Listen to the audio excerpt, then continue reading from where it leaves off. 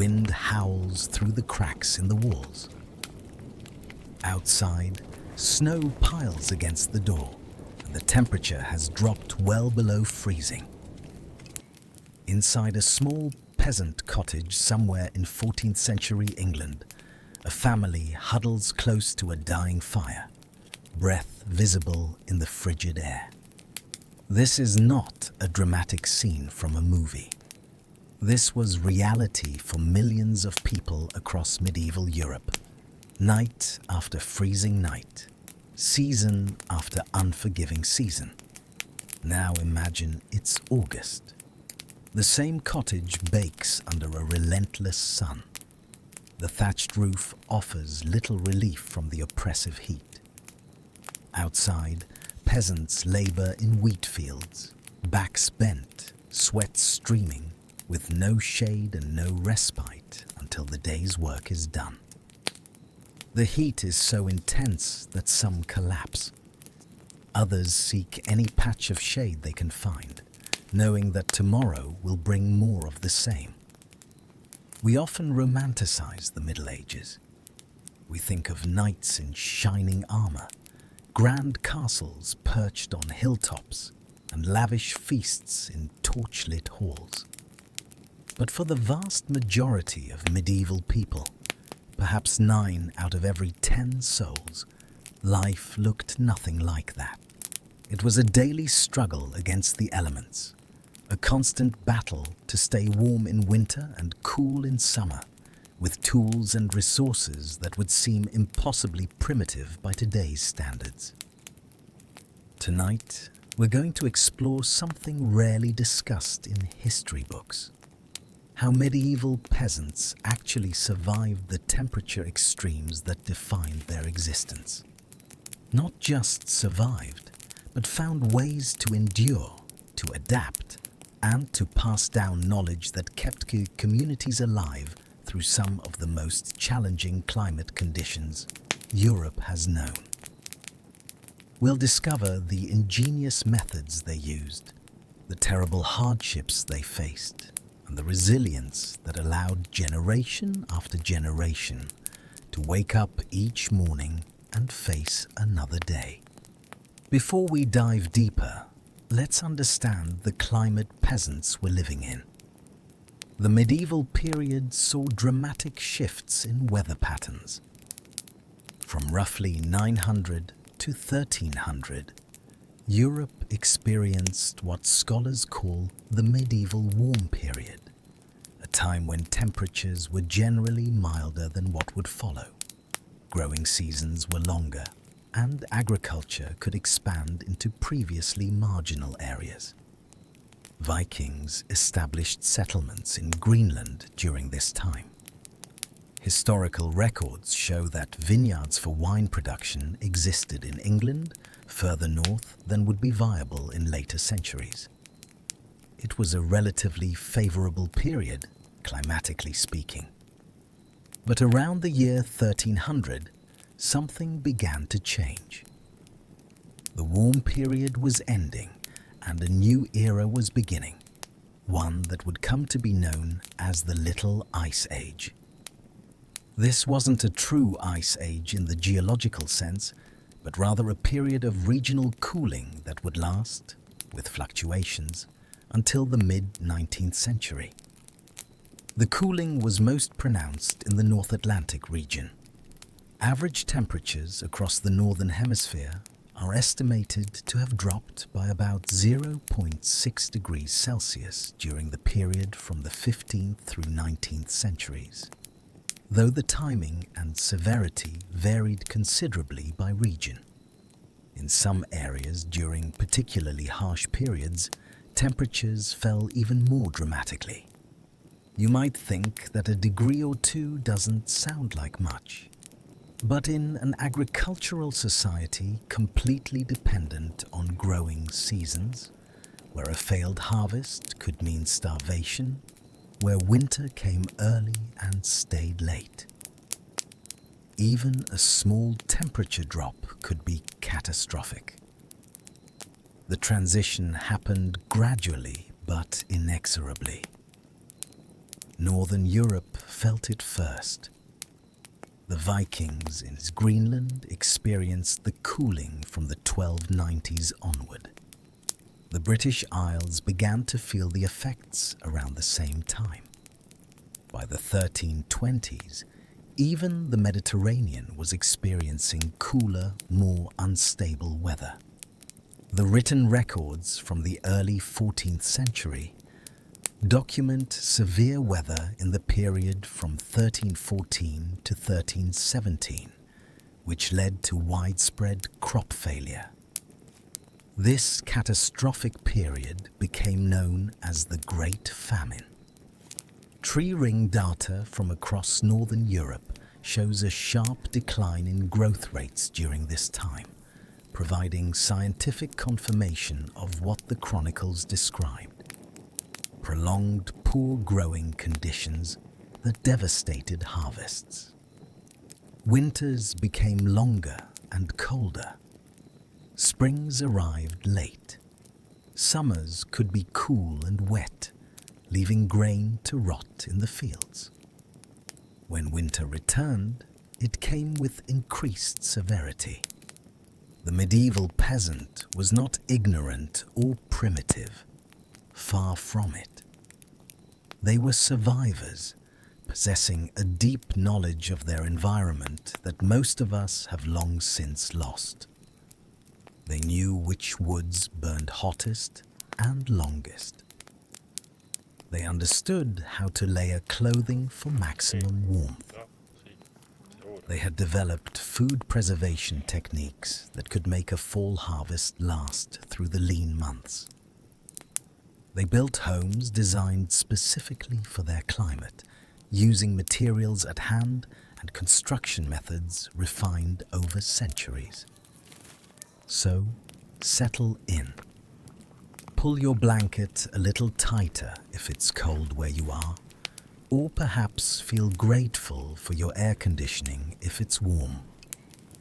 And let's journey back together to a time when comfort was a luxury, when warmth in winter was a daily challenge, and when the changing seasons weren't just something you noticed, they were matters of life and death. Part 1. The cold reality of medieval winter. The first thing you need to understand about winter in medieval Europe is just how cold it could get. We're not talking about turning down the thermostat a few degrees, even indoors, based on what we know about medieval building construction and heating methods. Temperatures likely approached freezing on the coldest nights in poorly insulated peasant homes. Mornings might bring the sight of ice formed on the inside of whatever served as your window, if you were fortunate enough to have one. Breath would have crystallized in the air above your face as you slept. Historical records and climate data paint a vivid picture. During the Little Ice Age, particularly from the late 13th century onward, winters in northern and central Europe were frequently severe. Rivers that rarely freeze in modern times would ice over completely. The Thames in London froze over on at least 24 recorded occasions between 1400 and 1831, with the most famous frost fairs, complete with tents, fires, and crowds of people, occurring between the early 17th and early 19th centuries, when the ice was sometimes thick enough to support these festivals. If a major river in a relatively temperate region could freeze over so dramatically, conditions in the countryside, in the small villages and isolated farmsteads where most people lived, could be even harsher. For a peasant family, winter preparation began in autumn and never really ended. Every decision made during the warmer months had winter in mind. How much firewood could be gathered? What food could be preserved? Were there enough warm clothes for everyone? The stakes were high. Cold killed. Slowly, methodically, it killed the old and the very young, the sick and the weak. Even healthy adults could succumb to exposure, to pneumonia, to the cumulative effects of months spent in near-freezing conditions. But survival was possible. It required knowledge, preparation, and community. It required accepting a level of discomfort that most of us today cannot imagine. And at the center of it all, at the literal heart of the medieval peasant home, was fire. The fire pit was everything. It was warmth, light, a place to cook, a gathering point for the family. For most peasants, especially in the earlier medieval period, this wasn't a fireplace as we would recognize it. That innovation would become more widespread from the 12th century onward, though initially it remained largely reserved for the wealthy. Instead, it was an open hearth, a depression or raised platform in the center of the room where wood was burned. Smoke rose toward the roof, where it would escape through a hole left for that purpose, or through gaps in the thatching. This arrangement was far from perfect. The house was perpetually smoky. Your clothes reeked of wood smoke, your hair smelled of it, your lungs breathed it in day after day. The smoke was so pervasive that medieval people likely became largely desensitized to it. Though we can only speculate about their subjective experience based on the absence of complaints in surviving records. It was simply the smell of being inside, the smell of life. That smoke, however unpleasant, did serve some purposes. It kept insects at bay. It helped preserve meat hung from the rafters. And it was a visible sign that the fire still burned, that warmth still existed, that life continued. So there was a careful balance. During the evening, as the family prepared for sleep, the fire would be allowed to die down to embers. This reduced the risk of fire spreading, but it also meant the house would grow colder through the night.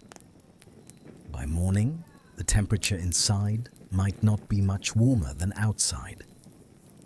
Those embers were precious. If they died completely, starting a new fire was a laborious process. You needed flint and steel, which were valuable tools that not every household possessed. You needed tinder, dry grass, tiny scraps of cloth, anything that would catch from a spark. You needed patience, blowing gently on that first tiny flame, feeding it carefully with increasingly larger pieces of fuel. Often, it was easier told to borrow embers from a neighbor in the morning, carrying them back in a covered pot or between two flat stones. This simple act of sharing fire was a basic element of community survival. Your neighbor's hearth kept yours alive. When your fire burned strong, you shared with others. It was understood, expected, necessary. The wood itself was another challenge. Peasants were generally not free to simply cut down trees from the forest. The forests belonged to the lord of the manor, or in some areas, to the king. Forest laws were strict and harshly enforced. Peasants were typically allowed only to gather windfall wood, branches and trees that had already fallen. After a storm, there would be a rush to collect what had come down. This windfall wood had to last. It had to be dried properly, stored where it would stay reasonably dry through the winter, and used carefully. The type of wood mattered. Oak when you could get it, burned long and hot. Beech was excellent. Ash was considered superior. It would burn even when green. Hazel, willow, birch, each had its own properties, its own burning characteristics. Medieval peasants knew all of this intimately. They knew which woods produced more smoke, which would crackle and throw sparks, which could be burned in combination for the best results. This was survival knowledge passed down through generations, refined through trial and sometimes deadly error. Small branches, twigs, what we might call kindling, were gathered constantly. Children were often sent out to collect these. The smallest pieces would be bundled together to create something approaching the size of a log. Everything was used. Nothing was wasted. A failed harvest might mean food was scarce, but winter without fire was simply not survivable. The morning routine in a peasant household was a cold, dark affair. Remember, this was long before alarm clocks, before any kind of artificial light beyond fire, and perhaps a single costly candle. You woke when your body told you to wake, or when the stirring of others around you pulled you from sleep. It was likely still dark outside. It was definitely cold. The first task was always the fire. Someone, often the woman of the house, though tasks varied by family and region, would approach the hearth and carefully check the embers. If they still glowed, even faintly, there was hope. Dry grass or straw would be laid on them. Gentle blowing, patient and steady, would coax them back to flame. Small twigs would be added, then larger sticks, building up slowly until the fire was strong enough to add real fuel. If the embers had died, the process was longer and more frustrating. In the cold, with stiff fingers, trying to strike a spark with flint and steel was miserably difficult work. It could take many attempts. All the while, everyone else in the house would be huddled under whatever coverings they had, waiting for warmth to return. Some mornings, it never did. Not really. The fire might never grow strong enough to truly warm the space, especially on the coldest days. Only after the fire was established would people begin to move about. There might be a simple breakfast, if food allowed. Perhaps some bread left from the day before, some ale, maybe a thin porridge if grain was available. More often, especially in the depths of winter when stores were running low, people would simply endure the morning hunger and wait for the main meal later in the day. Then came the decision: stay inside near the fire or go out to face whatever work awaited. In the depths of winter, there was actually less outdoor work for peasants. Fields lay fallow under snow. The Lord's demands for labor decreased. This might sound like a blessing, but it came with its own problems.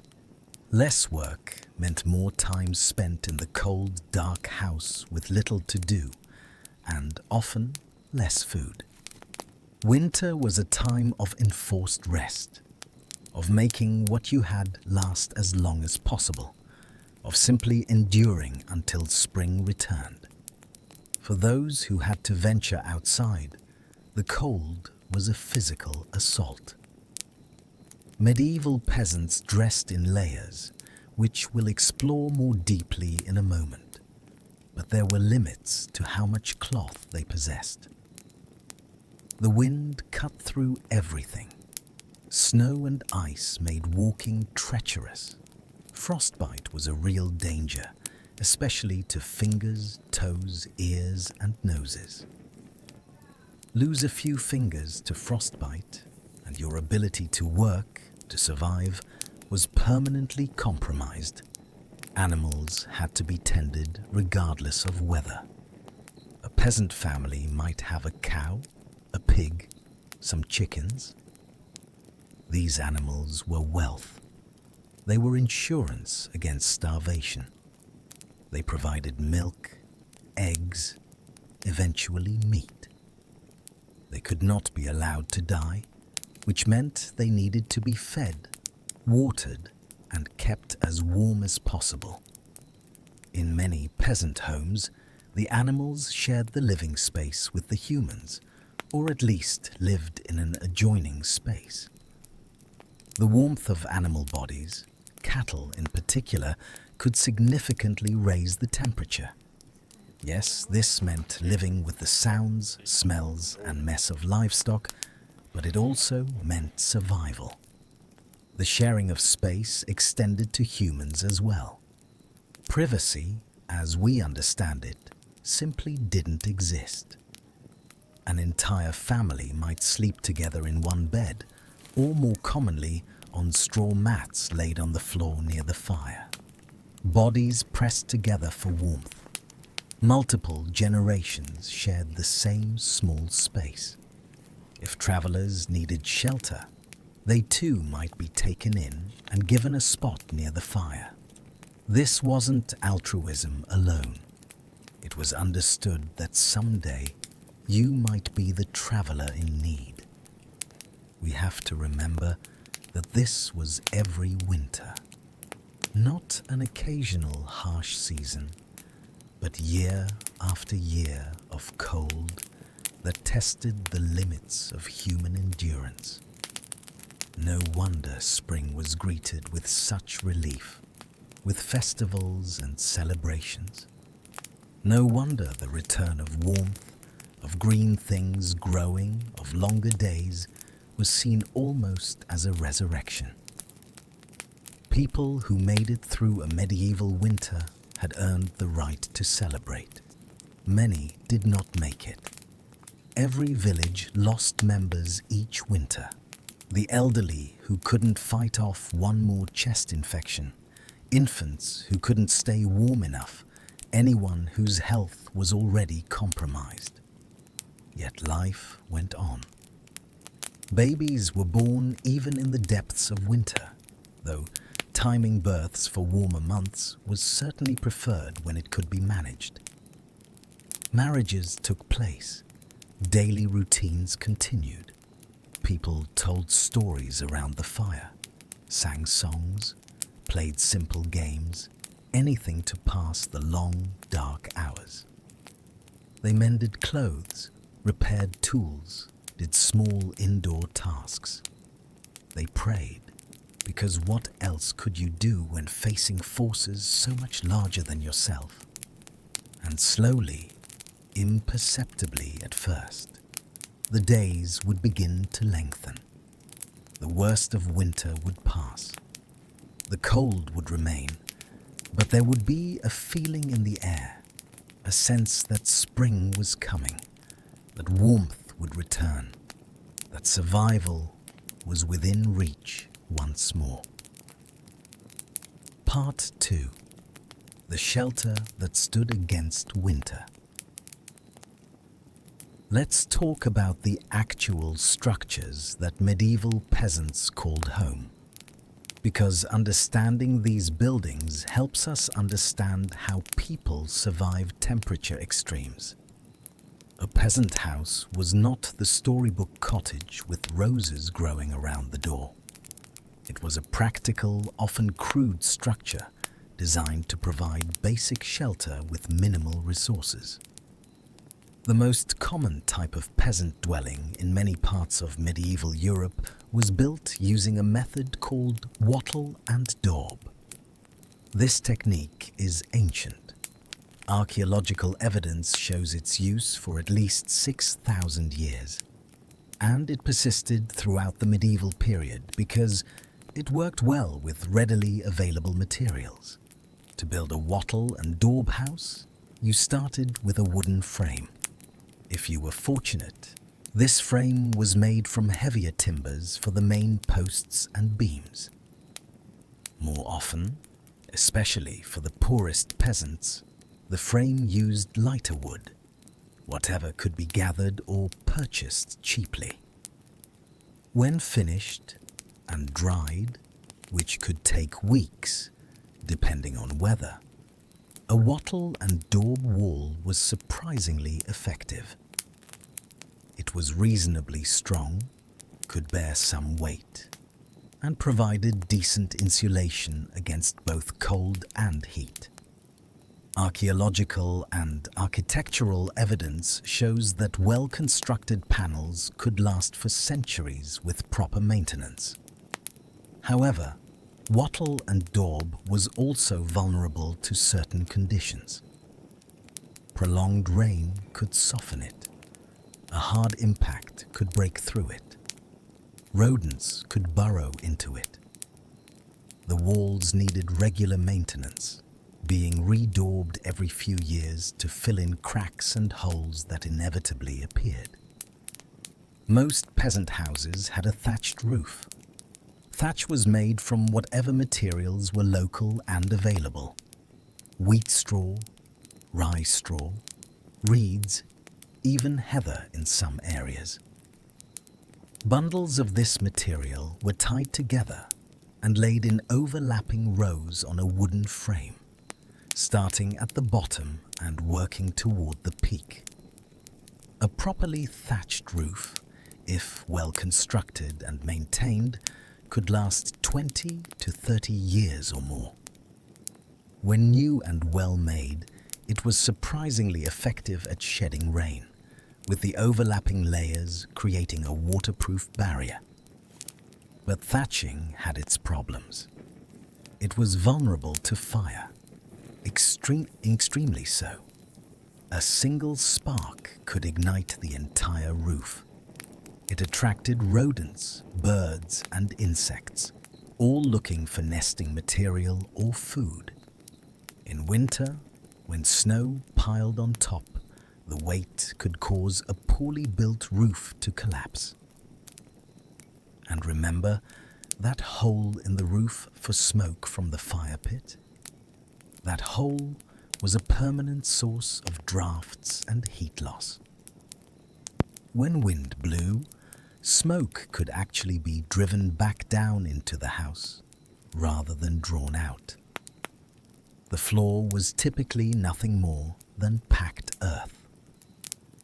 In better built homes, or in regions where it was available, flagstones might be laid. But most peasants had dirt floors. These became muddy when wet, dusty when dry. They needed regular sweeping and packing down. Some households would spread fresh rushes or straw on the floor periodically, creating a somewhat softer surface and helping to absorb spills, though this also attracted fleas and other pests. The layout of a typical peasant house was simple. Many had just one room, serving as living space, sleeping space, and working space all in one. The fire pit was in the center. Around it, the family's few possessions would be arranged. A table, stools or benches, perhaps a chest for storing clothes or valuables. At night, straw mattresses or simply loose straw would be spread on the floor for sleeping. In the morning, these would be gathered up, making the space usable during the day. A somewhat more prosperous peasant might have a house with 2 rooms. One would be the main living space with the fire. The other might serve as storage or often as shelter for the family's animals. Having animals inside the house complex had multiple benefits. Their body heat added warmth. They were protected from theft and predators. You could check on them without going outside. But it also meant dealing with their waste, their noise, and their presence as part of daily life. Some houses had a small loft space under the roof peak. This was accessed by a ladder and might serve as sleeping quarters, especially for children or servants. A loft had the advantage of being slightly warmer. Heat rises, but the disadvantage of being incredibly smoky, since smoke from the fire pit drifted up before escaping through the roof. The concept of windows, as we know them, barely existed for peasants.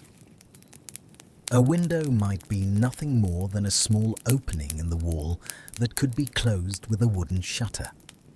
Glass windows were extraordinarily expensive and were found only in wealthy homes, churches, and castles.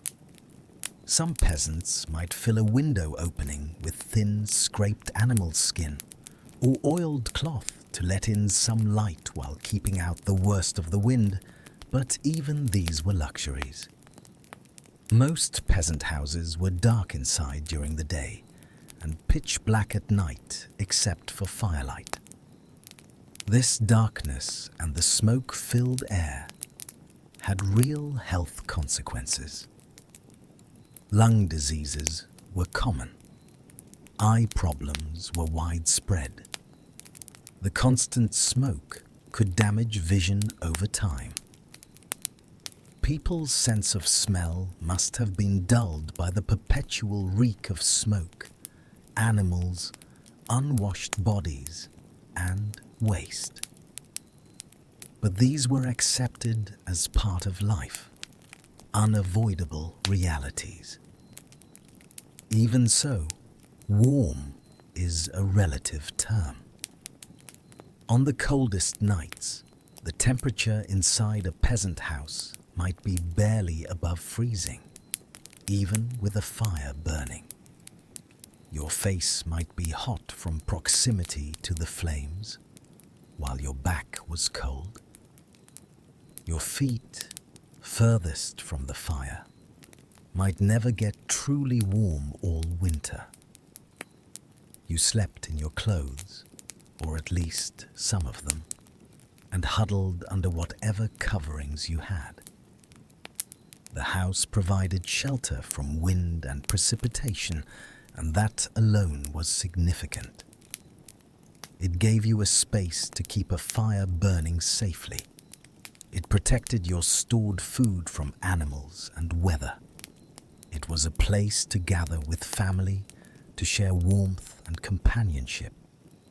But it was not comfortable in any modern sense.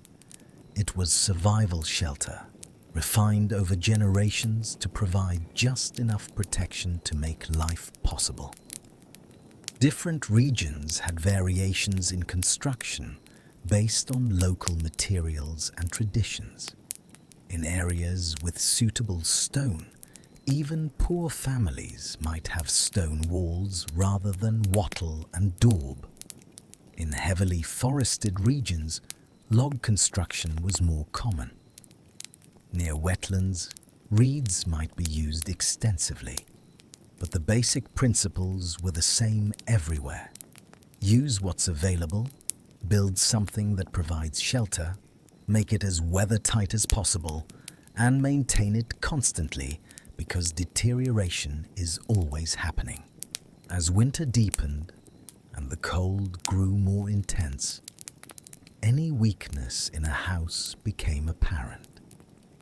Cracks in the daub let in drafts. A hole in the thatching allowed rain or melting snow to drip through. A badly fitted door permitted cold air to sweep in. Peasants spent time throughout autumn trying to shore up these weak points, stuffing cracks with straw or rags, packing mud around the doorframe, making what repairs they could before winter fully arrived. The house might also serve as a workshop for whatever craft or trade the family engaged in. A weaver might have a loom taking up space in one corner. A potter might have a wheel and storage for clay. Every available space was used because space was limited and valuable. The line between living space and working space was blurred or non-existent. And yet, for all its limitations, a peasant house was home. It was the center of family life. Children were born there. The elderly died there. Marriages were consummated there. Meals were shared, stories told, traditions passed down. That smoky, crowded, cold space was where life happened. It represented stability in an unstable world, a small claim of shelter against the elements. When we talk about medieval peasants surviving winter, we have to understand that the house itself was a survival tool, as important as fire or warm clothing. It wasn't much, but it was enough. And that, in the end, was the standard by which everything was judged. Was it enough to survive until spring? Part 3. Clothing, the layers that meant life. Step outside on a winter morning in medieval England, dressed as a peasant would have been, and you'd immediately understand the importance of clothing. Without modern synthetic fabrics, without layers of insulation engineered in laboratories, medieval people had to rely on natural materials and clever layering to protect themselves from the cold. The foundational fabric for most medieval peasants was wool. Sheep were common across Europe, and wool was relatively abundant and affordable even for the poor. Wool has remarkable properties that made it ideal for cold climates. Even when wet, wool retains some ability to insulate. It naturally wicks moisture away from the body. It's durable and can withstand hard use. For a peasant working outdoors in all weather, these properties were essential. The wool worn by peasants was not the soft, fine wool we might imagine. It was coarse, often roughly processed, and genuinely itchy against bare skin. This is where linen came in. Linen was made from flax, which could be grown in many parts of Europe. It was softer than wool, and it was used for undergarments, shirts for men, shifts for women. These linen layers went directly against the skin, providing a more comfortable barrier between body and wool. In cold weather, more layers would be added. Another tunic might go over the first. A cloak was essential. A large piece of wool cloth that could be wrapped around the body and fastened at the shoulder with a brooch or pin, or simply held closed by hand. Cloaks were versatile. They could be pulled tight around you in wind, used to cover your head in rain, wrapped entirely around you for sleeping. A good wool cloak was one of the most valuable pieces of clothing a peasant might own. For women, the basic garment was a long linen shift or chemise that fell to the ankles. Over this went one or more wool tunics or gowns. These were loose-fitting, allowing for movement and work. Sleeves were long because exposed skin was both immodest and impractical in cold weather. Over these, women might wear a sleeveless tunic or surcoat, and of course a cloak when outdoors. Both men and women covered their heads. This wasn't just about modesty or fashion, it was about warmth. An uncovered head loses body heat rapidly. Men might wear a simple cap or coif, a close-fitting hood that tied under the chin. Women wore various head coverings, from simple veils to more elaborate wimples that covered the neck as well as the head. In very cold weather, a hood that covered both head and shoulders was ideal. Footwear was variable. The poorest peasants sometimes went barefoot, even in winter, simply because they couldn't afford anything else. While this seems nearly impossible to modern sensibilities, historians speculate that constant exposure from childhood would have led to some physiological adaptation. Thickened skin and increased tolerance, though the degree of such adaptation remains uncertain. Even with potential adaptation, working barefoot in snow and freezing mud must have been extraordinarily uncomfortable and posed real health risks. Those who could afford it wore leather shoes or boots. These were simple constructions, sometimes just a piece of leather wrapped around the foot and tied in place. Better shoes had soles and uppers stitched together.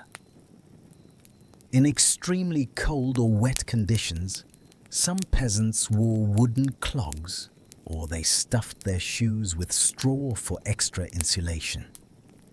The straw had to be changed regularly as it compressed and became damp, but fresh straw in your shoes could make a significant difference in keeping your feet warm. Gloves or mittens were available to some, though their prevalence among the poorest peasants is uncertain. Evidence suggests mittens were more common than fingered gloves. They were easier to make and kept the fingers warmer by allowing them to share heat. When available, even simple mittens made from scraps of wool or leather could help prevent frostbite. However, many peasants likely worked with bare hands much of the time, leading to painful chapping, cracks in the skin, and, in severe cases, frostbite. The key to staying warm was layering. Multiple thin layers trap air between them, and it's this trapped air that actually provides insulation. A peasant who was about to do heavy work might actually remove a layer or two, knowing that they'd warm up from exertion. Then, as soon as the work was done and they began to cool down, the layers would go back on. This kind of practical understanding came from necessity. Sweat soaking into wool or linen was counterproductive, reducing the garment's insulating properties and leaving you cold and clammy. The color of peasant clothing was generally muted. Dyes were expensive, and bright colors were often restricted by sumptuary laws to higher social classes anyway. Most peasant clothing was the natural color of the material, various shades of brown, grey, off-white, or sometimes a dull blue if woad dye was available and affordable. These practical colors didn't show dirt as readily as bright ones would have, which was important when you only had one or two outfits and laundering was difficult. Washing clothes was, in fact, a major undertaking. Water had to be heated, which required significant fuel and time. Soap was made from animal fat and lye, which was produced from wood ash. It was harsh stuff, hard on both clothes and hands. Clothes would be scrubbed, beaten, wrung out, then hung to dry. In winter, drying could take days, and you couldn't afford to have your only warm tunic out of service for that long. As a result, clothes were washed infrequently. The linen undergarments might be washed more often as they were in direct contact with skin, but outer garments might go weeks or months between washings. Clothing represented a significant investment for a peasant family. Fabric had to be spun and woven, or purchased, which was expensive. Garments had to be sewn, which required tools like needles that were valuable items. Clothes were patched repeatedly, with patches upon patches, until the original fabric was barely visible. When a garment finally wore out beyond repair, the fabric might be torn into strips and used for other purposes, or cut down to make children's clothing. Children often wore hand-me-downs, cut down and adjusted from adult clothing. Very young children might wear little more than a long shirt or tunic, regardless of season, because they'd outgrow anything made specifically for them very quickly. As children grew old enough to help with work, around age 6 or 7, they began to dress like small adults with the same kinds of garments in smaller sizes. There was often a work outfit and a better outfit. The work clothes were what you wore daily while toiling in the fields or tending animals, getting filthy and wet and torn. The better outfit was reserved for church on Sundays, for festivals, for any occasion where you wanted to appear respectable. For many peasants, this better outfit might not have been much better than the work clothes, perhaps less patched or made from slightly finer wool. But the distinction mattered. It was a mark of status, of respectability, of not being utterly destitute. The reality was that clothing determined whether you could work outside in winter, and therefore whether you could earn anything, and therefore whether your family would have food. A peasant who had warm enough clothing could hire themselves out for winter work, chopping wood, mending fences, any labor that was available. A peasant without adequate clothing was trapped inside, unable to earn, growing hungrier as winter wore on. Clothing was literally the difference between survival and starvation. As we think about medieval peasants facing winter, we have to imagine them bundled in these layers of rough fabric, perhaps with their cloak pulled tight and a hood over a cap on their heads, hands thrust into their sleeves for warmth, feet either bare or wrapped in whatever they could manage. We have to imagine these clothes getting wet from rain or snow, then never quite drying completely, becoming stiff with cold. We have to imagine wearing the same garments day after day, week after week, because you have nothing else. And yet these simple clothes, made from materials we might consider primitive, were enough. They allowed people to venture out into temperatures that would quickly kill an unprotected human. They permitted work to continue even in harsh conditions. They were the result of centuries of refinement, of understanding how wool and linen behaved, of learning what worked and passing that knowledge down. The moment when you finally came inside after working in the cold, when you could stand near the fire and feel warmth seeping back into your body through those layers of cloth. That must have been one of life's profound reliefs, to remove wet outer garments and hang them near the fire to dry, to wrap a blanket around yourself and crouch as close to the flames as you dared, to feel your fingers and toes tingling painfully as blood flow returned to them. These were daily experiences, repeated throughout the long winter months, simple moments of respite that made the next venture into the cold bearable. Part 4. The Long Night, Sleep and Darkness.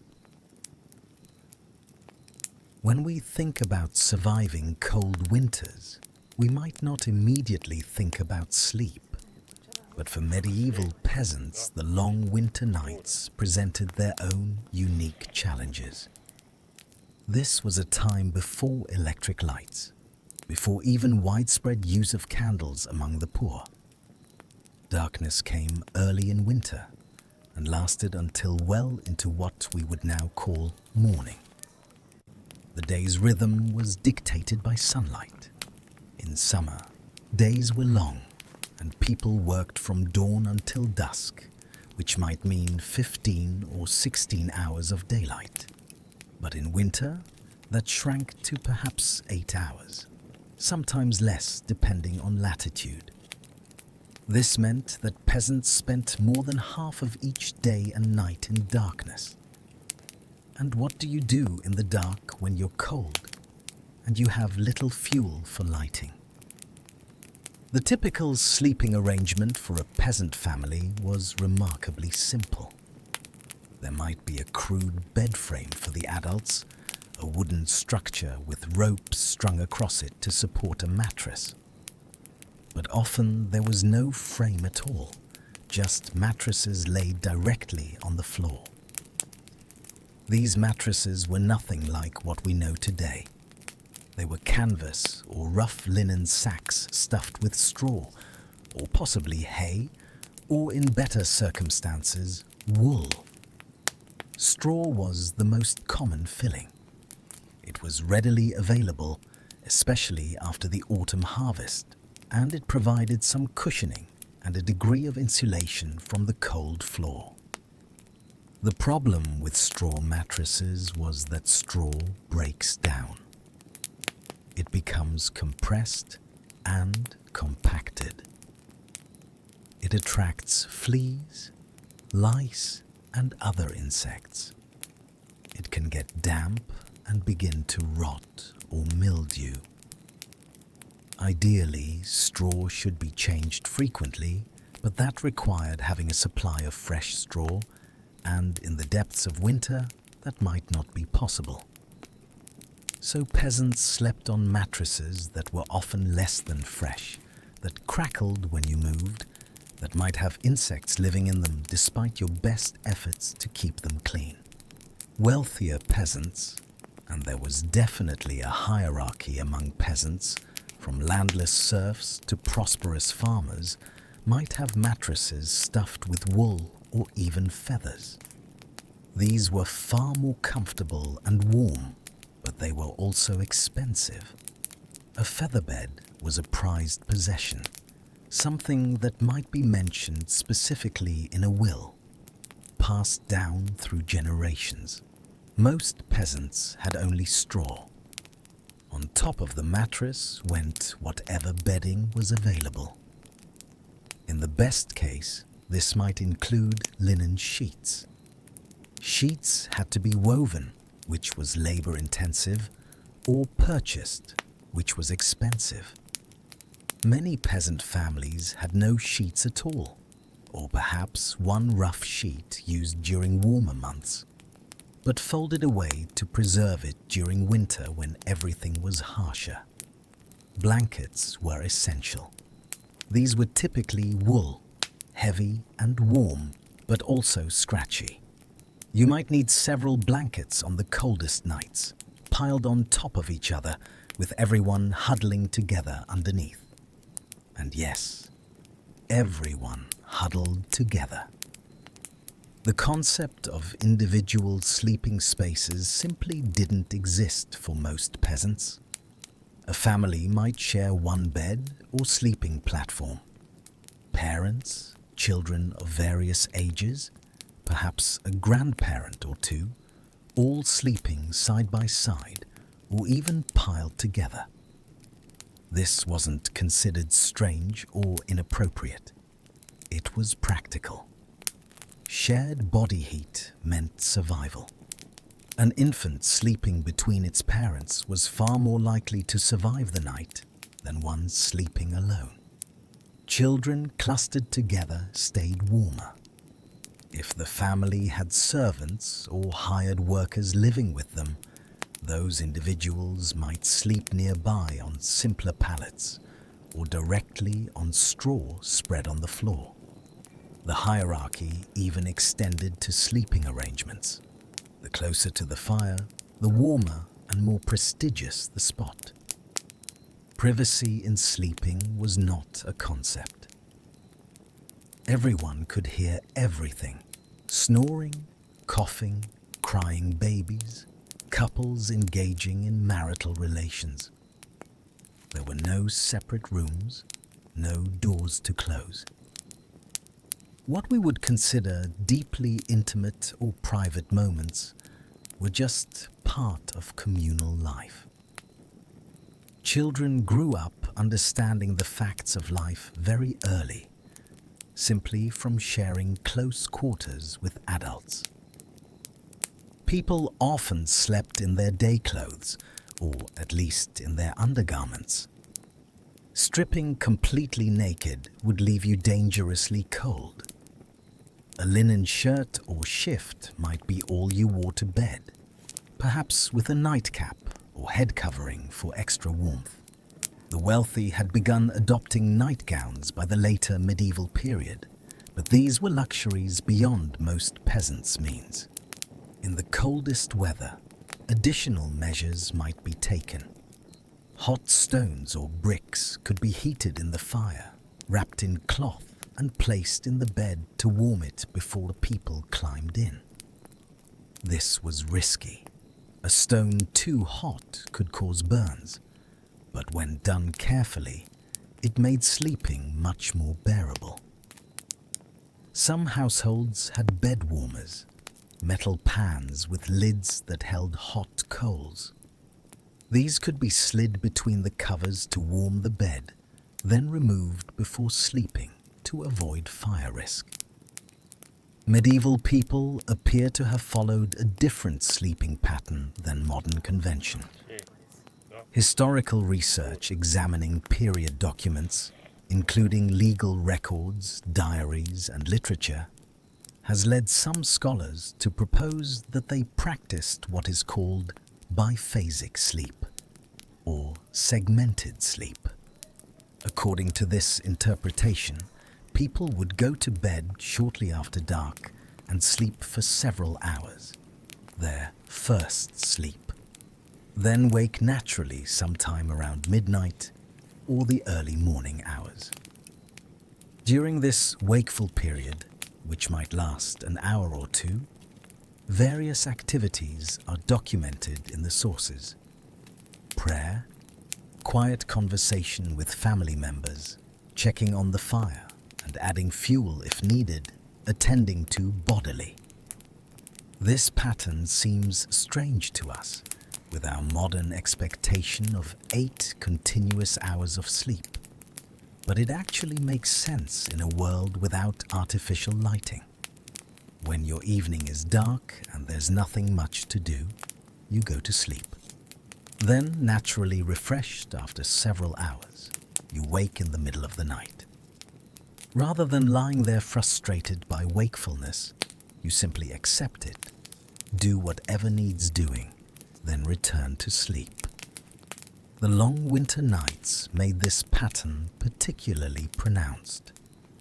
With perhaps 15 hours of darkness, even sleeping in 2 segments, people still had many hours spent simply lying in the dark. We can only speculate about what people thought about during those hours. Without the ability to read for most, without light for activities, their inner experiences remain largely unrecorded. Prayer was likely a constant companion for many, based on the religious nature of medieval society. Thoughts presumably turned to the coming day, to worries about dwindling food supplies, to plans for spring planting. They would have listened to the sounds of the house, the crackling of the fire, the breathing of family members, wind whistling through gaps in the walls, perhaps an animal stirring. There was also the matter of answering nature's call during the night.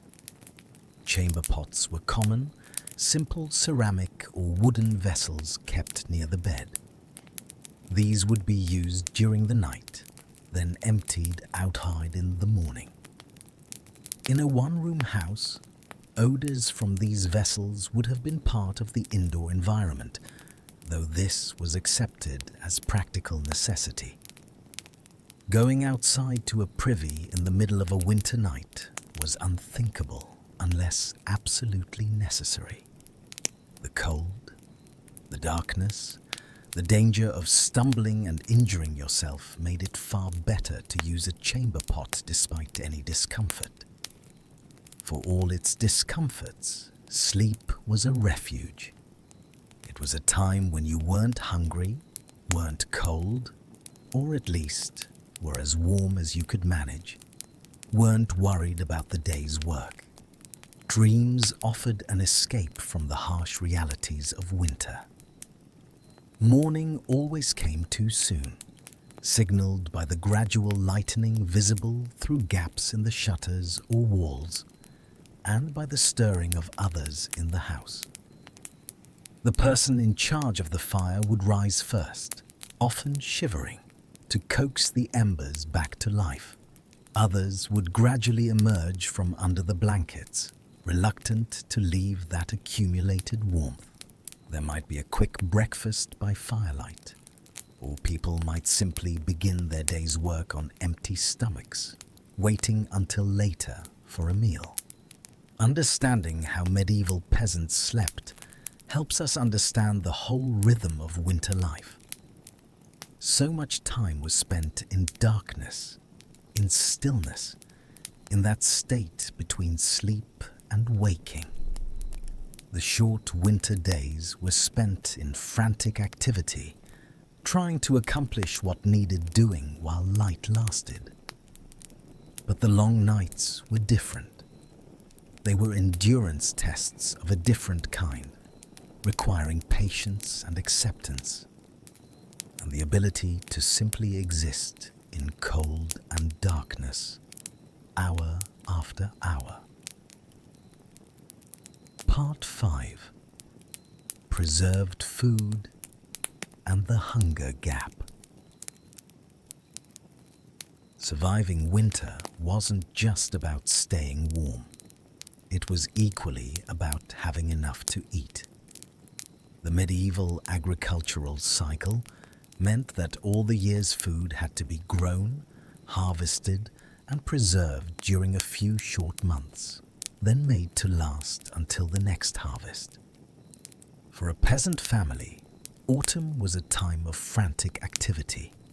Every vegetable had to be gathered, every grain had to be reaped and processed. Every measure had to be taken to ensure that there would be food when winter came and nothing grew. The most basic preserved food was grain.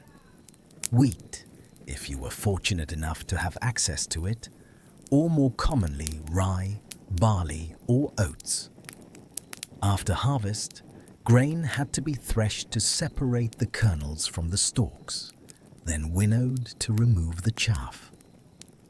This was hard, dusty work, usually done collectively.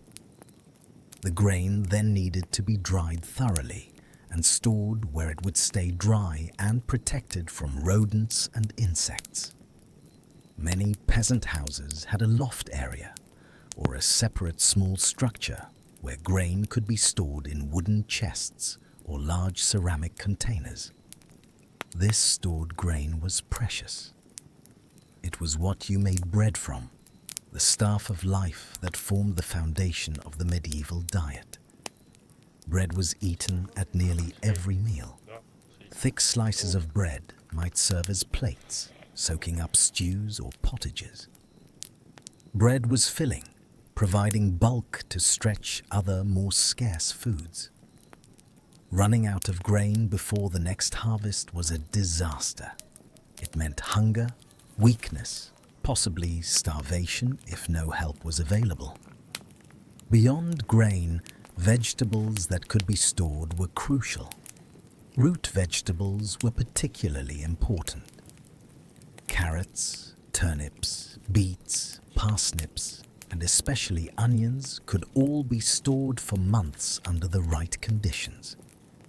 These vegetables needed to be kept in a cool, dark, but not freezing environment with reasonable humidity.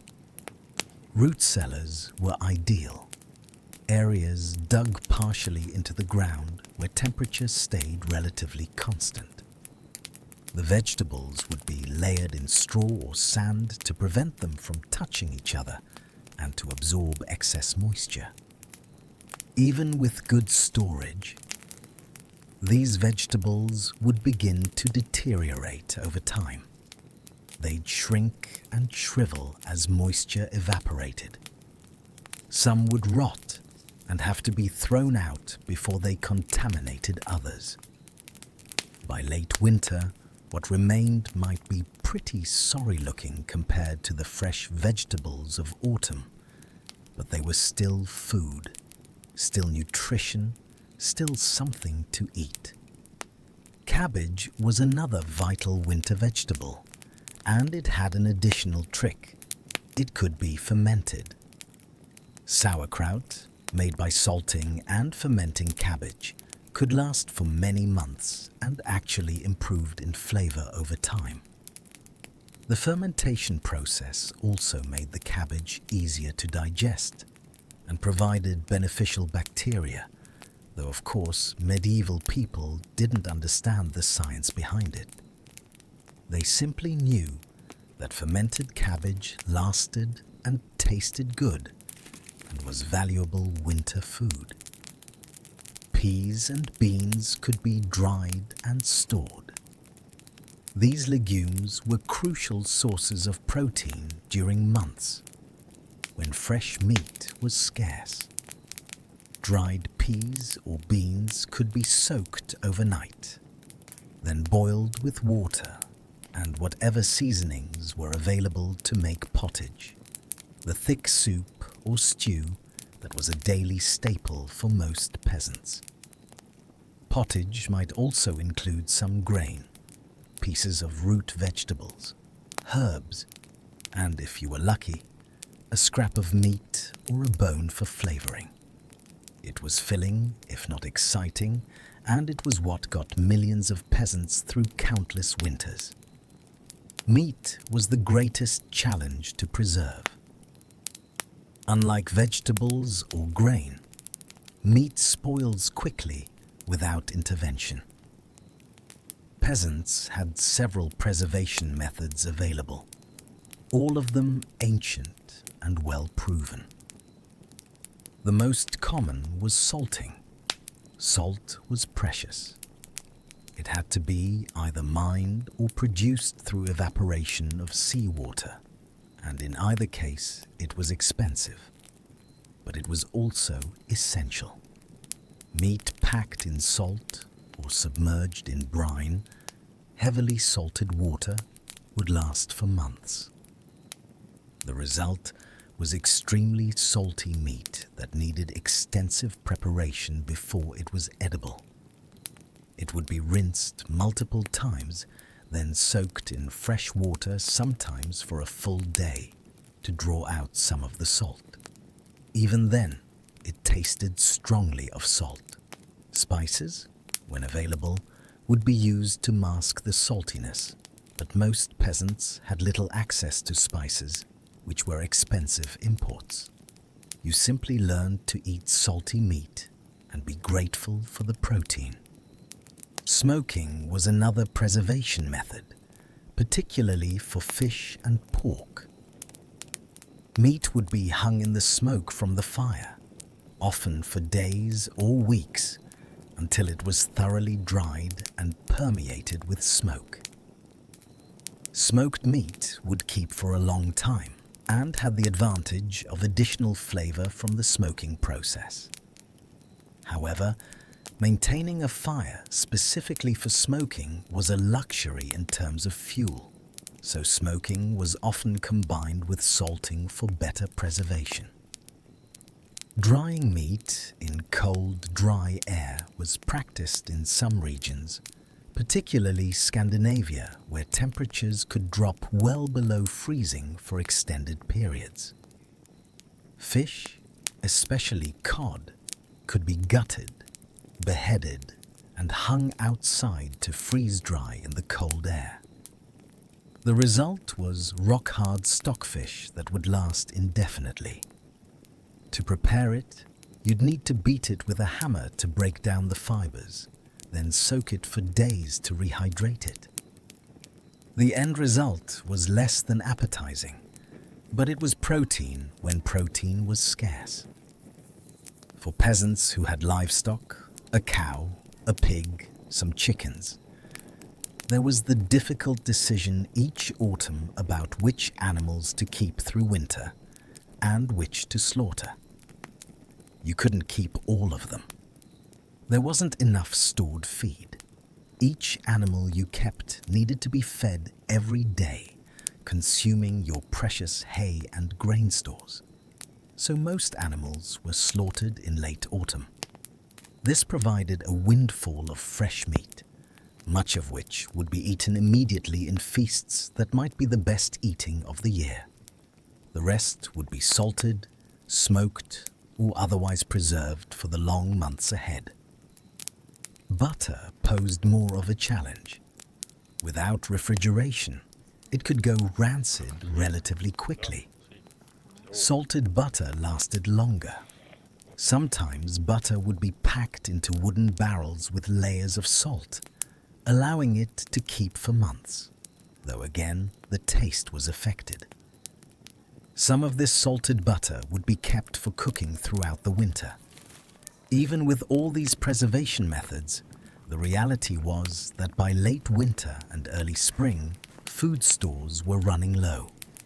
This period, sometimes called the hunger gap, was the most dangerous time of the year. The previous harvest had been consumed or had spoiled. The new growing season hadn't yet begun. Wild food sources were minimal. Animals were still thin from winter. Plants hadn't yet leafed out. This was when starvation was most likely, especially in years following a poor harvest. People became creative in finding things to eat during the hunger gap. Some sources suggest that in times of severe shortage, bark from certain trees could be ground and mixed with flour to extend it further, though this provided bulk rather than nutritional value. Wild greens, the very first shoots that appeared in early spring, would be foraged eagerly, even though they provided minimal sustenance. People lost weight during this time, their bodies consuming stored fat and muscle to sustain life. The arrival of the first new food in spring was greeted with desperate relief. Early greens like dandelion could be gathered. Spring lambs might be born, providing milk again. The first vegetables could be harvested from gardens, even if they were barely developed. The hunger gap slowly closed as the agricultural cycle began anew. Understanding this cycle helps us appreciate why autumn festivals were so important and why there was such emphasis on food preservation. These weren't quaint traditions, they were survival strategies. A family that preserved food well, that rationed carefully, that wasted nothing, that shared in times of plenty and was shared with in times of need, had a far better chance of making it through to spring. Medieval peasants became experts in making use of absolutely everything. When an animal was slaughtered, every part was used. Meat for eating, bones for broth, and eventually for tools, hide for leather, internal organs for sausages or specific dishes, blood for blood sausage, even intestines cleaned and used as casings. Nothing was discarded if it could possibly be put to use. This extended to plant foods as well. Vegetable trimmings went to animals or into compost. Stale bread could be soaked and made into bread pudding or used to thicken stews. Herbs and plants had multiple uses: for food, for medicine, for dyeing cloth, for strewing on floors. Knowledge of what was edible, what was medicinal, what was poisonous, and how to use each was passed down carefully from generation to generation. Part 6. Summer's Swelter, the other extreme. We've spent considerable time discussing winter's cold, but medieval peasants also had to contend with summer heat. And while it might seem like warmth would be welcome after the long cold months, extreme heat brought its own dangers and challenges. Medieval summers could be genuinely hot. The medieval warm period, before the Little Ice Age set in, saw temperatures that allowed crops to grow further north than had been possible before. Even after cooling began, summer heat waves still occurred regularly.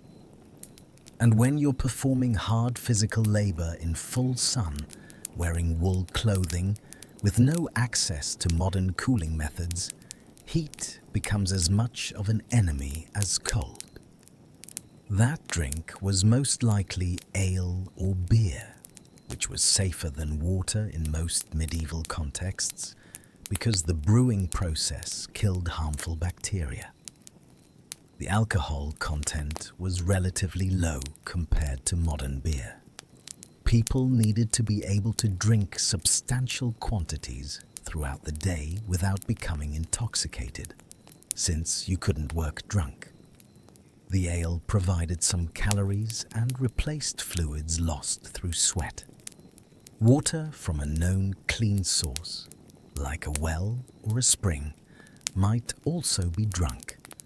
But suspect water could cause dysentery or other illnesses that would kill you as surely as exposure. The heat affected more than just comfort. Medieval medical theory, rooted in the ancient system of the four humours, held that summer heat could cause an excess of yellow bile, which was associated with hot and dry conditions in the body. Bartholomew Anglicus, a 13th century encyclopedist, explained that the sun at its apex during summer shone directly on people's heads, potentially leading to fevers and other heat-related illnesses. While we now understand heat exhaustion and heat stroke through modern medicine, medieval doctors worked within their own theoretical framework to address these very real dangers. They recommended avoiding the hottest part of the day when possible, staying in shade, and consuming foods and drinks they believed had cooling properties, according to humoral theory. For peasants, though, avoiding the midday sun wasn't always possible. Work had to be done, and it had to be done in the available daylight. The compromise was to start work very early in the morning, when it was still relatively cool. By the time the sun reached its peak, hopefully you'd accomplished the most strenuous tasks. A midday break, a siesta in whatever shade could be found, was common in southern regions. Then work might resume in the late afternoon and continue into the evening as temperatures dropped. The peasant house, while it trapped heat in winter, actually provided decent cooling in summer. Those thick walls, whether made of stone or wattle and daub, provided thermal mass that absorbed heat slowly during the day and released it slowly at night. If you could keep shutters closed during the hottest hours, blocking direct sunlight, the inside of the house would stay significantly cooler than outside.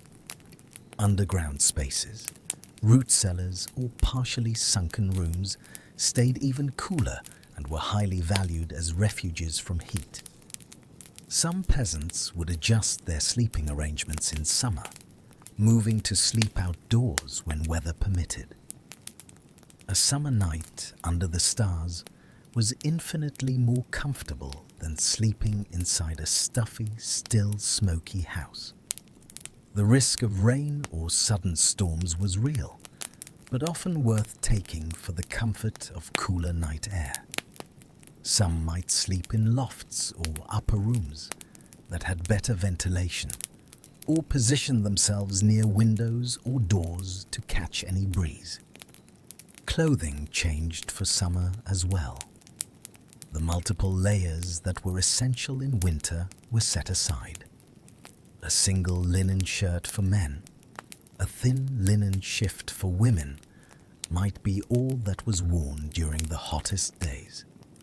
Going barefoot was more common in summer, as the warm ground didn't threaten frostbite. Hats were important though. Straw hats with wide brims could be woven and provided crucial protection from direct sun. Sunburn was a serious issue. Medieval people spent their days outside and had some natural sun tolerance, but severe sunburn could leave you unable to work and vulnerable to infection. Bathing and washing became more practical in summer.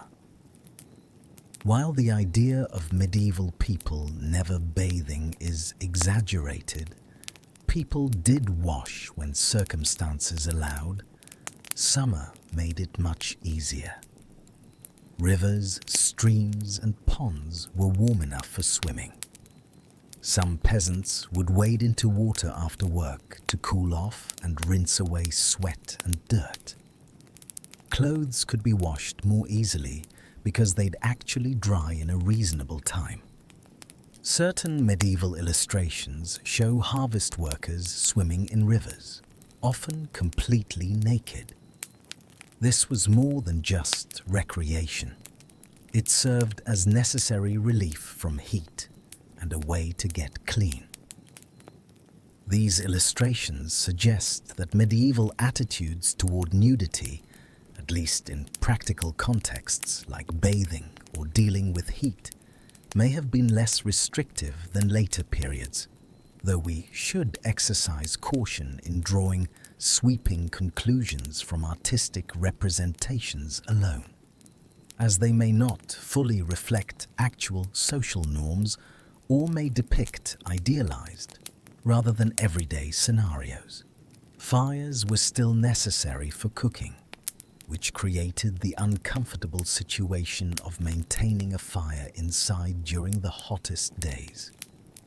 Some households might do their cooking early in the morning or in the evening to avoid adding heat to the house during peak temperatures.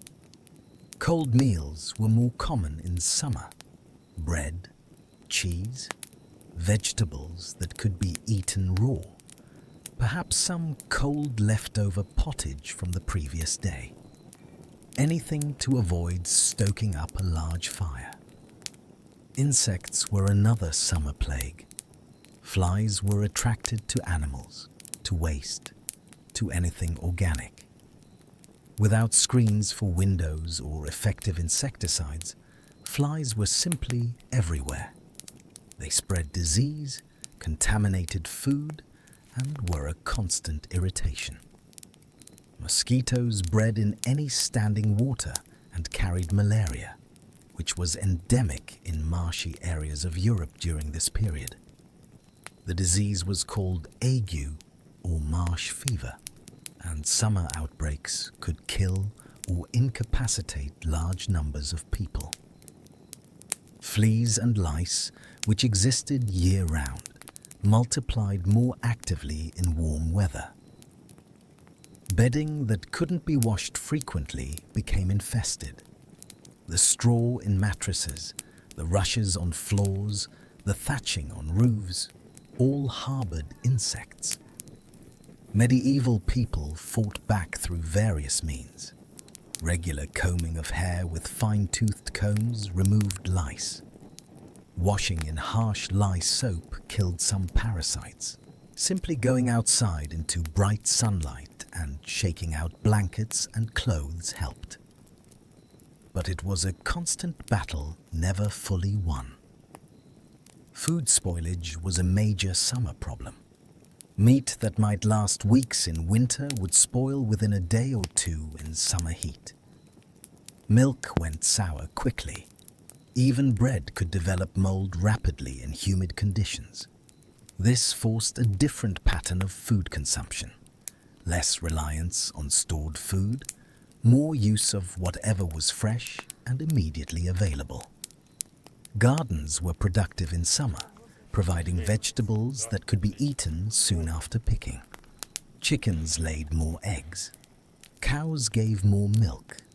But all of these products had to be consumed or processed quickly before they spoiled. Preservation techniques suitable for summer included drying fruits and herbs. Berries, if available, could be dried in the sun or near the fire. Herbs at their peak could be hung in bunches to dry, preserving their flavors for winter. Some vegetables could be dried as well, though this required careful attention to prevent mold in humid conditions. Anything successfully dried in summer became valuable additions to winter stores. Despite the challenges, summer had obvious advantages over winter. Food was abundant. The days were long, providing many hours of light for work and a few for rest or recreation. Children could play outside. People could gather with less discomfort. Gardens flourished, providing fresh vegetables and herbs. The natural world was alive and productive. There were flowers, birdsong, the smell of growing things rather than the smell of smoke and confined bodies. Summer festivals and holy days provided breaks from labor and chances for community gathering. Midsummer celebrations acknowledged the longest day of the year. Harvest festivals at summer's end marked the successful completion of the agricultural year's most critical task. These celebrations included feasting, music, dancing, games, moments of joy and relief after hard work, and before the onset of autumn and winter. Understanding medieval summer helps complete our picture of how peasants survived the year's extremes. They faced not just one enemy, cold, but two, cold and heat. The strategies for dealing with each were different, but the underlying principle was the same. Adapt, endure, use every resource available, waste nothing, help your neighbors, and survive to see another season. Part 7. Resilience, Community, and the Will to Endure. As we come toward the end of our journey through the temperature extremes of medieval peasant life, we should pause to reflect on the broader patterns we've seen. What strikes me most isn't the hardship, though that was certainly real and constant, but rather the resilience, the sheer stubborn determination to survive, to continue, to make a life despite circumstances that seem almost impossible from our comfortable modern perspective. They understood the cycles of the seasons in their bones. They knew which plants appeared at which times. They knew when to expect the first frost and the last. They knew how much firewood would be needed for a typical winter and could adjust their gathering accordingly if signs pointed to an especially harsh season ahead. This knowledge wasn't written down in books. Most peasants couldn't read, but was passed from parent to child, from older to younger, preserved in memory and practice. The communal nature of medieval life was itself a survival strategy. Your neighbor's survival was tied to your own. You helped bring in someone else's harvest, knowing that when your turn came, they would help you. You shared fire when yours went out. You shared food when someone ran short, understanding that famine could strike anyone, and next time it might be you who needed help. Villages worked together because they had to. Isolation meant vulnerability. This extended to more formal arrangements as well. The feudal system, often portrayed as purely exploitative, did provide some framework of mutual obligation. The lord was supposed to protect his peasants and provide some level of support in dire circumstances. Peasants owed labor and a portion of their harvest, yes, but in return they had claims on common resources like woodland for firewood gathering and pasture for grazing animals. The system was far from fair or ideal, but it did create social structures that helped people survive. The church also played a crucial role. Churches and monasteries served as centers of charity, providing food during times of shortage, caring for the sick, offering hospitality to travelers. Religious festivals marked the year and provided psychological relief from hardship. Faith itself, belief in a better life beyond this one, trust that God had a plan even when circumstances were terrible, helped people endure. We can debate the fairness of a system that told the poor to accept their suffering while the rich lived comfortably. But there's no denying that faith was a comfort to millions. The family unit was the fundamental survival mechanism. Multiple generations living together meant wisdom of elders combined with energy of youth. Grandparents who could no longer do hard labor could still watch children tend the fire, prepare food, pass down knowledge. Parents in their prime did the heaviest work. Children helped as soon as they were able, and their labor was essential to the family's survival. Everyone contributed something. Marriage created alliances between families, bringing together resources and labor. A husband and wife were an economic team as much as a romantic partnership. In fact, romantic love as the primary basis for marriage is largely a modern concept. Medieval marriages, especially among peasants, were practical arrangements. That doesn't mean affection didn't develop, but the partnership was fundamentally about survival and producing the next generation. Children were economically valuable and also insurance for parents' old age. If you survived to the point where you could no longer work, you depended on your children to care for you. This created strong incentives for having and raising children despite the challenges. Medieval childhood wasn't the protected, prolonged period we know today. Children became working contributors to the family very young, and many didn't survive to adulthood. But those who did became the next generation of survivors. The psychological aspects of surviving these extremes are worth considering. How did people maintain hope and sanity in the face of such constant hardship? Part of the answer is simply that they had no other choice. Giving up meant death. Another part is that this was all they knew. If you've never experienced central heating, you don't miss it. If everyone around you lives the same way, it's simply normal life. But there was also genuine joy to be found. The warmth of the fire on a cold night, the taste of fresh bread, the satisfaction of bringing in a good harvest, the laughter of children playing, the community of neighbors gathered for a festival, the comfort of families sleeping close together.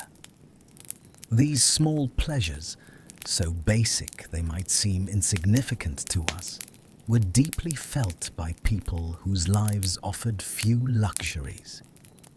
Medieval peasants also had a dark sense of humor that helped them cope.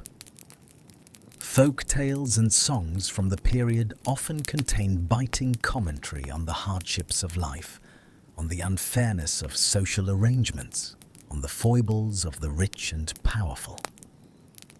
Humor was a release, a way to express frustration without openly rebelling, a coping mechanism that cost nothing and could be shared freely. This isn't to romanticize medieval life. It was short, hard, often brutal. But it does remind us that humans are remarkably adaptable, that community matters, that knowledge of practical survival skills is valuable, and that we're perhaps not as far removed from basic struggles for survival as we might think. As we reach the conclusion of this exploration, the image I'm left with is of a peasant family somewhere in 14th century England, huddled around their fire on a winter's night. Outside, wind howls and snow falls. Inside, the fire crackles. There's thin soup in wooden bowls, hard bread to dip in it, perhaps some salted meat that's been soaked to make it less salty. The children are asking for more, but stores are low and spring is still weeks away. The adults exchange glances, understanding without words the calculations they're making. And yet, there's also warmth, not just physical warmth from the fire, though that matters desperately, but human warmth. Stories are told, old songs are sung, someone makes a joke, and there's laughter. Plans are discussed for spring planting, for repairs needed on the house, for a new animal they hope to acquire. There's complaint about the Lord's demands, about the weather, about anything and everything, because complaining is human and shared misery brings people together. This family will survive the night. They'll probably survive the winter. Come spring, they'll plant again, tend their crops again, harvest again. The cycle will continue. Their lives matter. Their struggles matter. Their small triumphs, getting through another day, another season, another year, matter. They are not just victims of circumstance, but active participants in their own survival, using every resource, every bit of knowledge, every ounce of determination they possess. And when summer comes, when the cold is just a memory and heat becomes the challenge, they'll adapt again. Because that's what humans do. We adapt. We endure. We survive. Closing. Tonight, we've traveled back to a time when survival wasn't something taken for granted, but something fought for daily. We've seen how medieval peasants faced winters that could kill and summers that brought their own dangers. We've explored the houses they built, the clothes they wore, the food they preserved, and the communities they relied on. The gap between their world and ours might seem immense, but in many ways we're not so different. We still seek warmth in winter and coolness in summer. We still need food, shelter, and community. We still face challenges that test our resilience, even if the specific challenges have changed. Perhaps the greatest lesson from medieval peasants is simply this: humans are survivors. Given basic resources, knowledge passed down through generations, and the support of community, people can endure conditions we might think impossible. Those peasants didn't have much, but they had enough, and they made it work. So the next time you adjust your thermostat, or open your refrigerator, or pull on a warm jacket made from high-tech synthetic materials, take a moment to appreciate these modern miracles. But also remember that your ancestors survived without any of it. And in that memory, perhaps find some reassurance that humans are tougher, more adaptable, and more resilient than we sometimes give ourselves credit for. If you enjoyed this exploration of medieval survival, consider subscribing to the channel. There are endless fascinating corners of history waiting to be explored, and I'd love to have you along for the journey. Hit that like button if this helped you appreciate the daily struggles and triumphs of our ancestors. And sleep well tonight, knowing that your bed, your blankets, and your warm room are luxuries that millions of people across history could only dream of. Until next time, good night and stay curious about the past.